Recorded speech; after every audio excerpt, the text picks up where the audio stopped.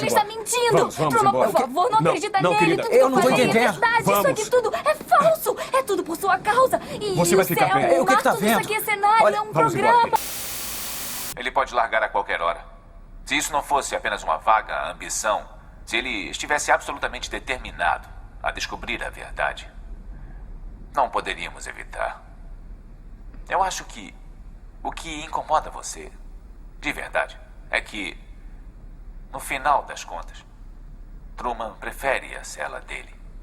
Somos condicionados desde o início de nossas vidas a acreditar que o mundo em que vivemos tem uma realidade material absoluta. Aprendemos a ver o mundo como algo externo, independente e autônomo, onde a realidade é concreta e objetiva, e onde nossos pensamentos e sentimentos não interferem no mundo exterior. Fomos doutrinados desde pequenos a aceitar essa visão de mundo como verdade. Mas e se tudo o que acreditamos sobre a realidade estiver errado? E se aquilo que percebemos não for a verdade absoluta? Platão, em sua famosa Alegoria da Caverna, nos oferece uma metáfora poderosa para refletir sobre essa possibilidade. Assim como os prisioneiros na caverna, que veem apenas sombras na parede e acreditam que essas sombras são a realidade completa, podemos estar vendo apenas uma sombra da verdadeira realidade. Platão sugere que nossas percepções sensoriais são apenas reflexos de uma verdade maior e mais profunda, ocultando a verdadeira natureza do mundo. As descobertas da ciência moderna têm investigado essa perspectiva, revelando uma realidade completamente diferente do que muitos presumiam. Toda a informação que temos sobre o mundo externo é transmitida pelos nossos 5 sentidos. O mundo que conhecemos é composto pelo que nossos olhos veem, nossos ouvidos ouvem, nossos narizes cheiram, nossas línguas provam e nossas mãos sentem. Desde o nascimento, o homem depende desses 5 sentidos para conhecer o mundo externo. Portanto, ele percebe o mundo apenas da maneira que esses sentidos o apresentam. No entanto, pesquisas científicas sobre nossos sentidos revelaram fatos surpreendentes. O que chamamos de mundo externo pode ser muito diferente do que imaginamos. Esses fatos trouxeram à tona um segredo importante sobre a natureza da matéria e a realidade que percebemos, sugerindo que nossas percepções são apenas uma versão limitada e filtrada de uma verdade mais complexa e profunda. O pensador contemporâneo Michael Talbot explica que alguns cientistas dizem que o homem é uma imagem, que tudo o que experimentamos é temporário e ilusório, e que este universo é uma sombra. Essas descobertas modernas parecem comprovar o que Platão já dizia há milênios. O mundo sensível, que percebemos através dos nossos 5 sentidos, é apenas uma representação imperfeita e mutável de uma realidade mais profunda e verdadeira. Para entender melhor esse segredo por trás da matéria, vamos relembrar nossas informações sobre o sentido da visão, que nos fornece a informação mais extensa sobre o mundo externo. O ato de ver é realizado progressivamente. No momento de ver, feixes de luz chamados fótons viajam do objeto até o olho e passam pelas lentes onde são refratados e focados na retina, na parte de trás do olho. Aqui, os raios são transformados em sinais elétricos e, em seguida, transmitidos pelos neurônios para o centro de visão, na parte de trás do cérebro. O ato de ver realmente acontece neste centro no cérebro. Todas as imagens que visualizamos em nossas vidas e todos os eventos que experimentamos são realmente vividos neste pequeno e escuro lugar. Tanto o vídeo que você está assistindo agora, quanto a paisagem infinita que você vê quando olha para o horizonte, cabem, na verdade, neste espaço de alguns centímetros cúbicos. Agora, vamos reconsiderar essa informação mais cuidadosamente. Quando dizemos que vemos, na verdade, vemos o efeito dos raios que atingem nossos olhos e formam em nosso cérebro ao serem convertidos em sinais elétricos. Quando dizemos que vemos, na verdade, observamos os sinais elétricos em nosso cérebro. Isto não é real? O que é real? Como se define real? Se você se refere ao que pode sentir, cheirar, provar e ver, então real são apenas sinais elétricos interpretados pelo seu cérebro.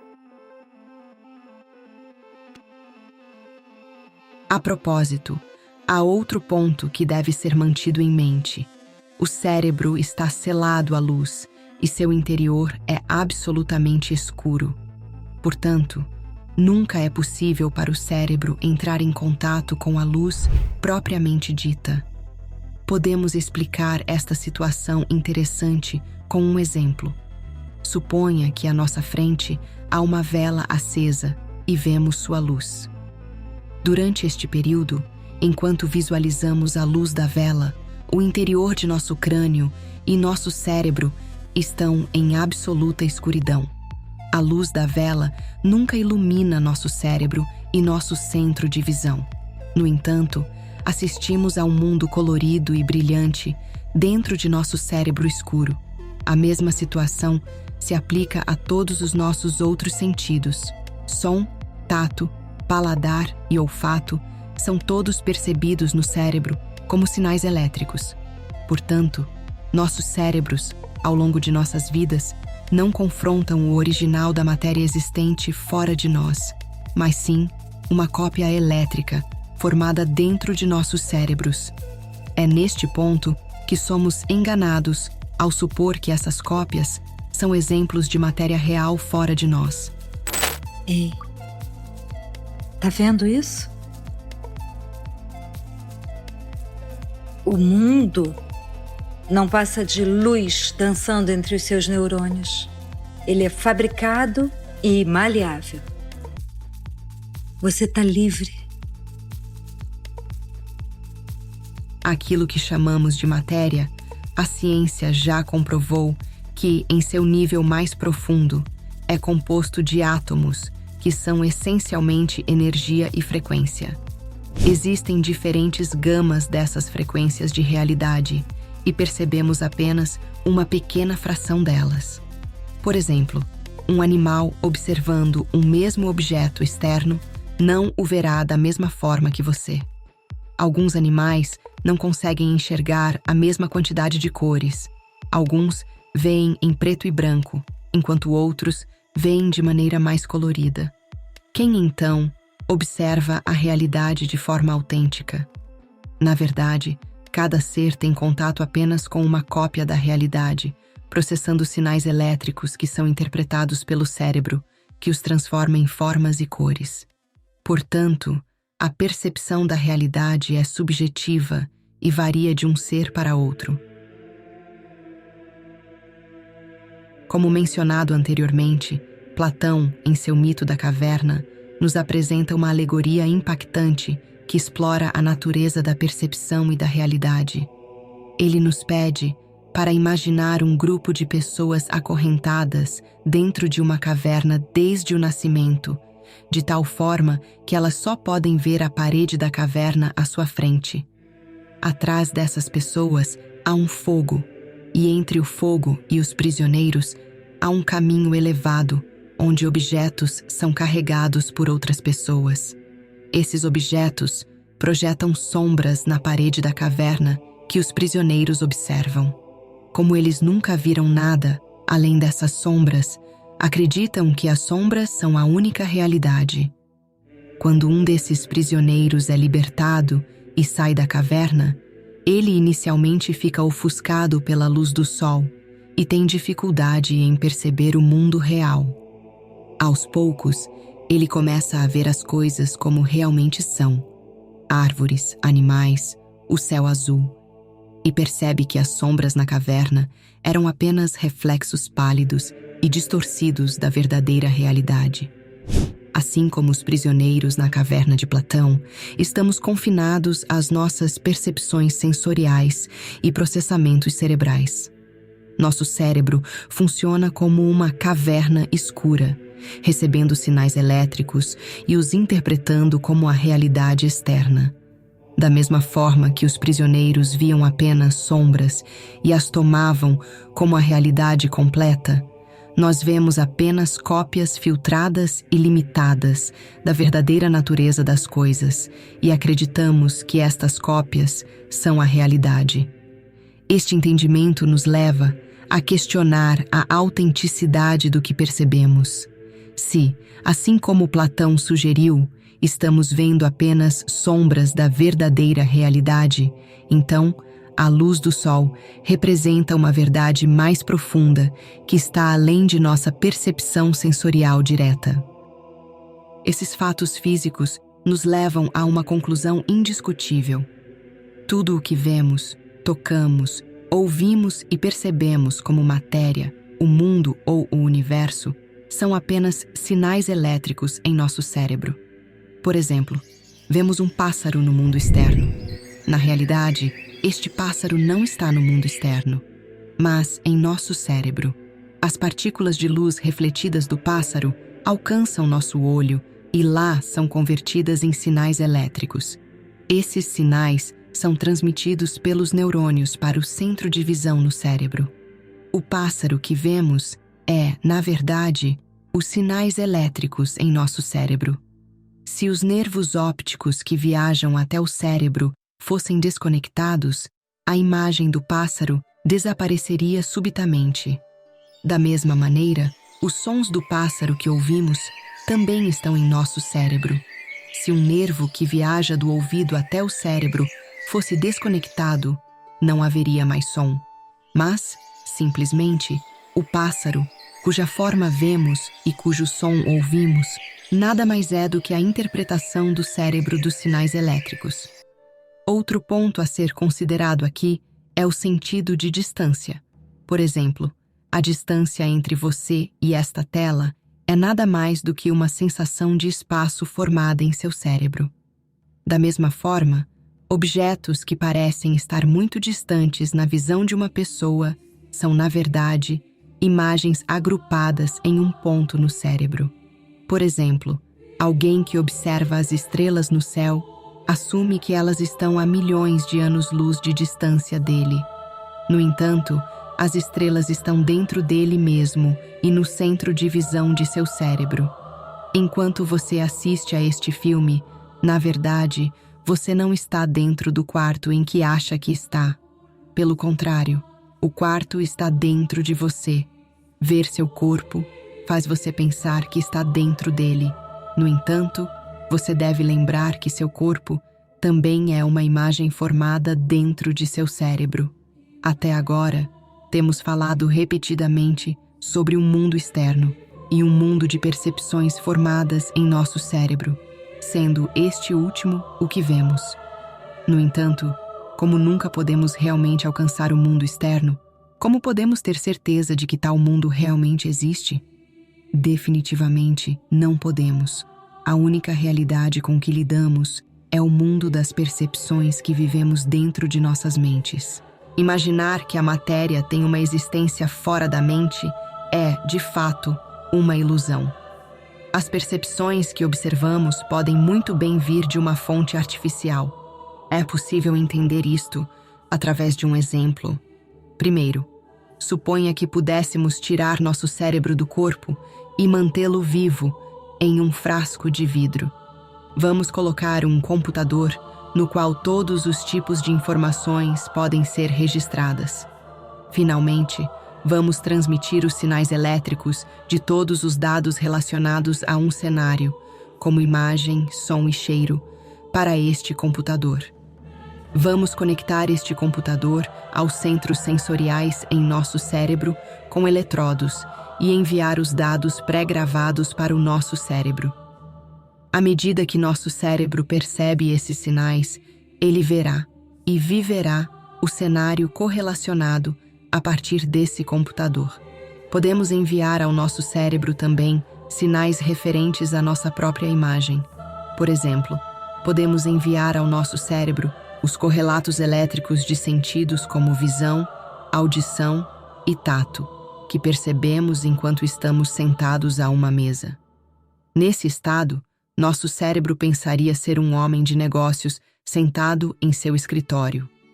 Este mundo imaginário continuaria enquanto as estimulações continuassem a vir do computador. Nunca perceberíamos que consistimos apenas de um cérebro. Existe um episódio do show Rick and Morty que mostra uma ideia semelhante ao exemplo mencionado. Rick Sanchez é um cientista brilhante, um gênio, mas ele é imprudente. Ele assume todo tipo de risco louco. Seu neto Morty, por outro lado, não é um gênio. Ele é um garoto de bom coração, mas frequentemente é ingênuo e confia demais. O show explora suas aventuras absurdas e fantásticas enquanto viajam para novos mundos e outras dimensões. Há um episódio em que Rick leva Morty para jogar um videogame futurista em um planeta alienígena. É muito mais avançado do que qualquer jogo na Terra. É um jogo estranho chamado Roy. O capacete é colocado e, em um instante, Morty acorda em um corpo completamente diferente, em um quarto que ele não reconhece. Uma mulher entra. Roy? O que há de errado? Eu tive um pesadelo. Eu estava com um homem velho e ele colocou um capacete em mim. Bem, não se preocupe, foi apenas um sonho. E então ele cresce e vai para a escola. Ele se torna a estrela do time de futebol. Ele se apaixona. Anos passam enquanto ele cria sua própria família. Logo, ele tem que lidar com a realidade de sustentá-los. Ele vai trabalhar em uma loja de carpetes, mas seu coração não está realmente nisso. Um dia, ele é diagnosticado com câncer. Eu não estou pronto para morrer, ele diz. Após um longo e doloroso tratamento, ele volta para casa. Por um milagre, ele se cura. Ele está até saudável o suficiente para voltar ao trabalho. Aos 55 anos, ele sobe para alcançar um dos carpetes, algo que ele já fez milhares de vezes antes, mas desta vez ele perde o equilíbrio. Ele cai no chão e sua vida chega ao fim.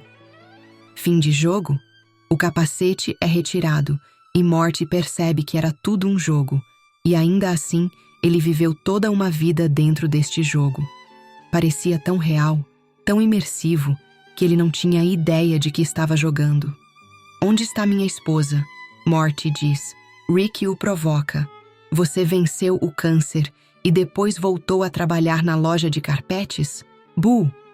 Agora é a vez de Rick entrar no jogo, mas ele joga de maneira completamente oposta. Há uma verdadeira excitação, enquanto ele assume riscos malucos dentro do jogo. Uma multidão começa a se formar. Ei, esse cara está tirando o Roy da grade. Ele nem tem um número de seguro social para Roy. É uma cena engraçada e instigante porque levanta uma questão importante. Como você abordaria sua vida se soubesse que era um jogo? Isso lhe daria um maior senso de diversão? Ou você jogaria de forma segura em um pequeno canto do jogo? Rick e Morty adotam abordagens radicalmente diferentes e, para ser justo, uma abordagem razoável deve estar em algum lugar no meio, porque jogar de forma muito segura significa que você nunca está realmente vivendo seu potencial, mas assumir muitos riscos também impede você de construir a estabilidade que precisa. Assim como no jogo Roy, nossa vida existe e funciona no mesmo mecanismo, mas o computador é o nosso cérebro, que recebe sinais elétricos e cria formas, cores, espaço e tempo, e toda a dinâmica para interagir com esta realidade. É, de fato, muito fácil sermos enganados ao acreditar que percepções sem quaisquer correlatos materiais são reais. Isso é exatamente o que acontece em nossos sonhos. Para você, a realidade é tudo o que pode ser tocado com a mão e visto com o olho. Em seus sonhos, você também pode tocar com a mão e ver com o olho, Mas, na realidade, você não tem nem mão nem olho, nem há algo que possa ser tocado ou visto. Ao tomar o que você percebe em seu sonho como realidades materiais, você é simplesmente enganado. Por exemplo, uma pessoa profundamente adormecida em sua cama pode se ver em um mundo completamente diferente em seu sonho. Ele pode sonhar que é um piloto e comanda um avião gigante, e até mesmo fazer um grande esforço para comandar o avião. Na verdade, essa pessoa não deu um único passo fora de sua cama. Em seus sonhos, ele pode visitar diferentes lugares e encontrar amigos, conversar com eles, comer e beber juntos. É somente quando a pessoa acorda de seu sonho que percebe que tudo eram apenas percepções. Se somos capazes de viver facilmente em um mundo irreal durante nossos sonhos, o mesmo pode ser verdade para o mundo em que vivemos quando estamos acordados. Não há razão lógica para não pensar que entramos em um sonho mais longo que chamamos de vida real quando acordamos de um sonho. A razão pela qual consideramos nosso sonho como fantasia e o mundo como real é nada mais do que um produto de nossos hábitos e preconceitos. Isso sugere que podemos muito bem ser despertados da vida na Terra, que pensamos estar vivendo agora, assim como somos despertados de um sonho. Essa visão encontra um paralelo profundo na filosofia do Advaita Vedanta, uma escola de pensamento dentro do hinduísmo que também interpreta a realidade como um sonho ou ilusão, conhecida como Maya. Segundo o Advaita Vedanta, a realidade que percebemos é uma manifestação ilusória, semelhante a um sonho, e a verdadeira natureza do ser é a unidade com o Brahman, Deus ou a consciência universal. No Advaita Vedanta, Maya é a força que cria a ilusão do mundo material e da separação. Maya é o poder que faz com que o infinito e eterno Brahman pareça finito e temporário. Assim como em um sonho, onde uma pessoa pode vivenciar realidades vívidas e experiências intensas que desaparecem ao acordar, a vida terrena é vista como uma experiência temporária que oculta a verdadeira natureza da realidade. Adi Shankaracharya, um dos maiores expoentes do Advaita Vedanta, explica que a ignorância, a vidya, é o que nos impede de perceber nossa verdadeira identidade como Brahman. Ele afirma: Brahman é a única realidade, o mundo é uma ilusão, e não há diferença entre Brahman e Atman, a alma individual. Este ensinamento é encapsulado na famosa declaração Tat Tvam Asi, isso és tu, indicando que o indivíduo é essencialmente não diferente do absoluto. De acordo com essa filosofia, a percepção de dualidade e separação é resultado da ignorância.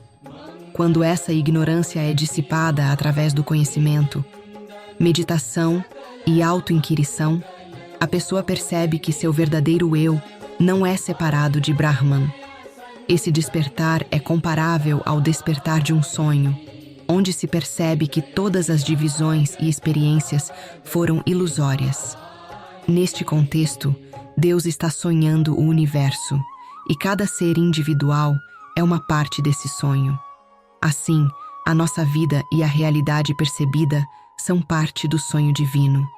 Quando despertamos para a nossa verdadeira natureza, percebemos que somos parte do absoluto, e todas as divisões e dualidades desaparecem. Após compreender esses conceitos filosóficos e espirituais, surge uma questão de primordial importância. Se todos os eventos físicos que conhecemos são intrinsecamente percepções, e nosso cérebro, sendo matéria como nossos braços, pernas ou qualquer outro objeto, também deve ser uma percepção, assim como todos os outros objetos. Um exemplo pode iluminar o assunto ainda mais. Vamos imaginar que estendemos os nervos que alcançam nosso cérebro e o colocamos fora de nossa cabeça. onde podemos vê-lo com nossos olhos. Nesse caso, também poderíamos ver nosso cérebro e tocá-lo com nossos dedos. Dessa forma, podemos entender que nosso cérebro também é apenas uma percepção formada pelos sentidos da visão e do tato. Qual é a vontade que vê, ouve e percebe todos os outros sentidos? Se não é o cérebro, quem é que vê, ouve, toca e percebe o gosto e o cheiro? Quem é esse ser que pensa, raciocina, tem sentimentos e, além disso, diz: eu sou eu? Um dos pensadores importantes de nossa era, Karl Popper, também levanta a mesma questão.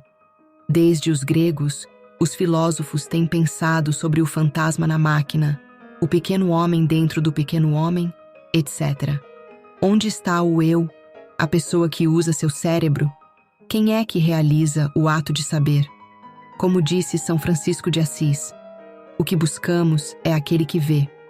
Na verdade, esse ser metafísico que usa o cérebro, que vê e sente, é a alma. O que chamamos de mundo material é o conjunto de percepções vistas e sentidas por essa alma. Assim como os corpos que possuímos e o mundo material que vemos em nossos sonhos não têm realidade física, o universo que ocupamos e os corpos que possuímos agora também não têm realidade física. O verdadeiro ser absoluto é a alma. A matéria consiste meramente de percepções vistas pela alma. Todos esses fatos nos confrontam com uma questão muito significativa. Se aquilo que reconhecemos como o mundo material é meramente composto de percepções dadas à nossa alma, então, qual é a fonte dessas percepções? Ao responder a essa pergunta, devemos considerar o fato de que a matéria não tem uma existência autônoma por si mesma, mas é uma percepção. Portanto, essa percepção deve ter sido causada por outro poder, o que significa que ela deve ter sido criada. Além disso, essa criação deve ser contínua. Se não houvesse uma criação contínua e consistente, o que chamamos de matéria desapareceria e se perderia. Isso pode ser comparado a uma televisão em que uma imagem é exibida enquanto o sinal continua a ser transmitido. Se a transmissão parar, a imagem na tela também desaparecerá. Então, quem faz nossa alma ver a terra, as pessoas, as plantas, nossos corpos e tudo mais que vemos? É muito evidente que há um Criador superior que criou todo o universo material, que é a soma de todas as percepções e continua sua criação incessantemente. Este entendimento é bem parecido com a ideia da Cabala, o misticismo judaico, que divide a realidade entre o Criador e a criatura. Na Cabala, o Criador é a fonte de todas as experiências e a criatura é o ser que percebe o mundo através dos 5 sentidos. O Criador proporciona as experiências necessárias para que, de forma gradual, a criatura possa modificar seu entendimento interno e mudar sua natureza de egoísmo para altruísmo, alcançando assim a equivalência de forma com o Criador e tornando-se um com ele. Na Cabala, esses conceitos são conhecidos como Ein Sof, o infinito, e Malchut, o reino, representando a criatura. Ein Sof é a fonte infinita de luz e energia, enquanto Malchut é o recipiente que recebe essa luz. O objetivo da criatura é ascender espiritualmente através da Sefiró, que são 10 emanações ou atributos divinos que representam diferentes aspectos de Deus e da realidade. Através de práticas espirituais e a transformação interna, a criatura trabalha para refinar sua percepção e consciência, movendo-se do egoísmo, a natureza inicial, para o altruísmo, a natureza divina. Esse processo é conhecido como Tikkun Olam, ou a reparação do mundo, onde a criatura corrige e eleva sua própria alma, e, por extensão, contribui para a elevação e a correção do mundo inteiro. Ao alcançar a equivalência de forma com o Criador, a criatura se torna um com ele, vivendo em harmonia com a luz divina. Assim, nossa jornada espiritual é uma busca contínua para entender e experimentar a verdadeira natureza da realidade. À medida que aprofundamos nosso conhecimento e práticas espirituais, começamos a perceber que o mundo material é uma ilusão, uma projeção que esconde a verdade absoluta. Tradicionalmente, filosofias como o Advaita Vedanta e a Cabala, assim como muitas outras tradições espirituais, nos mostram que somos uma consciência suprema, temporariamente limitada pelos sentidos físicos, mas capaz de alcançar a unidade com o Criador.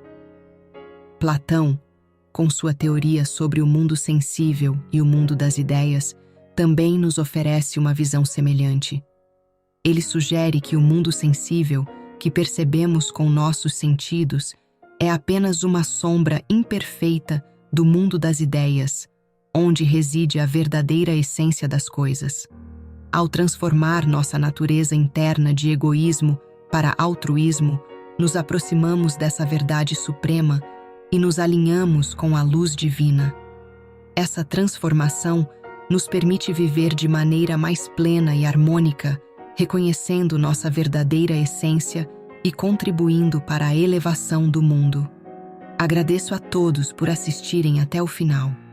Que essa jornada de autodescoberta e despertar espiritual nos guie sempre em direção à verdade, ajudando-nos a transcender as ilusões do mundo material e a viver em harmonia com o absoluto. Até a próxima!